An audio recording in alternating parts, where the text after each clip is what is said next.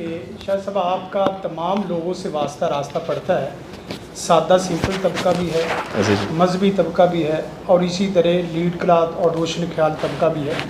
तो ऐसे लोगों को हम लोग दीन के साथ जोड़ने, और एक तो चीज़ आपने बता दी कि हम उनको कैसे अखलाक दिखाएं, अमाल दिखाएं कि वो हमारे से जुड़े। लेकिन यह है कि कुछ ऐसे टिप्स भी होते हैं और ऐसे उसूल भी होते हैं जिन उसूलों पे मश्क करके अखलाक भी सीखे जाते हैं और जिन उसूलों पे चल के आगे स्पीकिंग पावर भी सीखी जाती है। तो जैसे यहाँ आप बहुत अच्छे मौलवी लग रहे हैं, ऐसे हम कैसे तमाम तबकों को क्योंकि हमारे तबके में मुखातब तबका सादा तबका भी है, मजहबी तबका भी है, लेकिन बस औक़ात हमने एक ही गन पकड़ी होती है, एक ही उसूल पकड़ा होता है, वर्सटैलिटी नहीं होती। सही। तो ये कैसे किया जा सकता है? बहुत बहुत शुक्रिया। हज़ूर वाला गुजारिश ये है कि पाकिस्तान के बिलखसूस पंजाब के हर थाने के बाहर एक बड़ी अच्छी कोटेशन लिखी हुई है। काश कि उस कोटेशन पे हम सब अमल करने लग पड़े। वो थाने पे भी अमल नहीं हो रहा। दुख की बात तो ये है, वो कोटेशन ये है कि गुनाह से नफ़रत है, गुनाहगार से नफ़रत नहीं है, जुर्म से नफ़रत है, मुजरिम से नफ़रत नहीं है। तो प्रॉब्लम ये है कि हम ना फ़र्द से नफ़रत करने लग पड़े हैं। एक बात याद रखिएगा, आप नफ़रत से किसी को बदल नहीं सकते, बदल आप मोहब्बत से ही सकते हैं। यार देखिए, आपकी तमन्ना को जन्नत में चला जाए, ये नफ़रत की बुनियाद पे लेके जा सकते। इतनी खूबसूरत तमन्ना है, ये अल्लाह का बंदा बन जाए, इसकी तौहीद ठीक हो जाए, ये दीन की तरफ आ जाए, इसकी आखिरत बेहतर हो जाए, इतनी बड़ी तमन्ना आप नफ़रत की बुनियाद पे कर सकते। यानी दुनिया की सबसे बेहतरीन विश, बेस्ट विशेस जिसे कहा जाता है, वो आपने किसी के लिए की, उसकी बुनियाद तो मोहब्बत पे होनी चाहिए। और मोहब्बत का पहला तकाजा ये है कि उसको अकोमोडेट करें, उस पर हद ना लगाएं। ये जो हम उसको अपने से इलावा करके फिर ठीक करना चाहते हैं, काश कि हम उसे मोहब्बत करें, हम उसे साथ मिलाएं।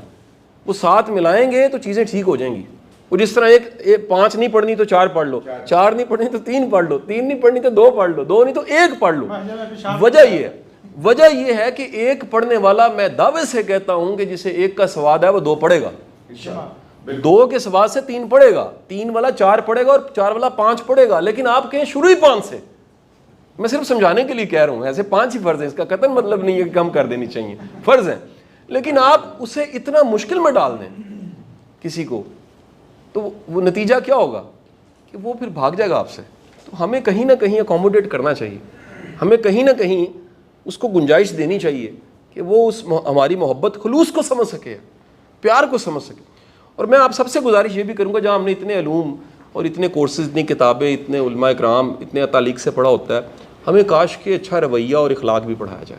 हमें किसी की को कमज़ोरी है, कमी है, उसको कवर करना भी सिखाया जाए। हमें किसी से जिया है कहना भी सिखाया जाए।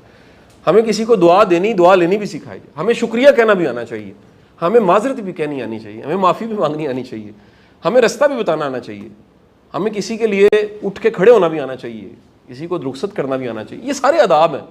यकीन कीजिएगा, मैं ये समझ पाया हूँ, इल्म बाद का दर्जा है, इखलाक पहला दर्जा है। पहले वास्ता पड़ता। यकीन कीजिए, डॉक्टर की दवाई बाद में को खाता है, पहले डॉक्टर के रवैये से अंदाजा लगाता है खानी है कि नहीं खानी। दुनिया की बेहतरीन आयत आप पढ़ के किसी को सिखा रहे हैं, सिखानी है, आपकी नीयत यह है कि मैंने इसको ये दीन सिखाना है, लेकिन आपका रवैया ठीक नहीं है, वो दूर हो जाएगा और दुनिया की बेहतरीन आयत भी उस पर असर नहीं करेगी। लेकिन आपका रवैया ठीक है तो वो थोड़ी सी कम इल्मी भी चल जाएगी। सो कहीं ना कहीं हमें एक ये भी तहरीक आखिरी चला लेनी चाहिए कि यहाँ पर बहुत ज़्यादा ज़रूरत, जहाँ इल्म की ज़रूरत है वहाँ पर शदीद मामलात पे भी बेहतरी की ज़रूरत है, मामलात सिखाने की भी बड़ी शदीद ज़रूरत है। मैं ऐसे बेशबहा लोगों को जानता हूँ जिन्होंने ज़िंदगी वक्फ़ कर दी है तबलीग को, लेकिन अपनी ज़ाती ज़िंदगी सिफर है। उसको जस्टिफाई वो कर लेते हैं कि नहीं जी, क्योंकि दीन के काम पे लगे थे तो ये जायज़ है। ऐसा नहीं है, दीन ये नहीं है। कम अज़ कम दीन तो है, वो 3 बेटियाँ भी ब्याह के पाल के जवान करके रुखसत की हैं तो अल्लाह के रसूल ने गारंटी दी है कि जनती है। मामला भी तो दीन है ना, तिजारत भी तो दीन है ना, सबको साथ लेके चलना भी तो दीन है ना। तो वो आपने जितना दीन को अलग कर दिया, सिर्फ इबादत में महदूद कर दिया, ये बड़ा जुल्म और सितम किया। हमें मामलात को भी इनकरेज करना चाहिए। मैं बड़े ऐसे मौजूआत पे जिस पे बात ही नहीं हो रही, मैं छोटी सी मिसाल आपको देता हूँ। क्या विरासत में हमारी बेटी का जो हक है, कम अज़ कम 43 साल की ज़िंदगी में मैंने एक जुमे का खुतबा इस मौजू पे नहीं सुना। मैंने तो नहीं सुना, आपने सुने होंगे। क्या उशर भी लाजिम था? मैं गाँव से मेरा ताल्लुक़ है, मैंने अपनी शौरी ज़िंदगी में कभी जुमे का खुतबा इस पे नहीं सुना कि आप ज़मींदार लोग हैं, उशर दें, माशरत बेहतर हो जाएगी, माशरा और माशरे की इकॉनमी बेहतर हो जाएगी। ज़कात पे हमने ज़ोर लगाया, वो उशर बड़ा ज़रूरी था, कहाँ चला गया उशर हमारा? इस मौजू पे बात ही नहीं हो रही। ये दरगुजर माफ़ी, ये मामला, ये सब मौजूआत हैं।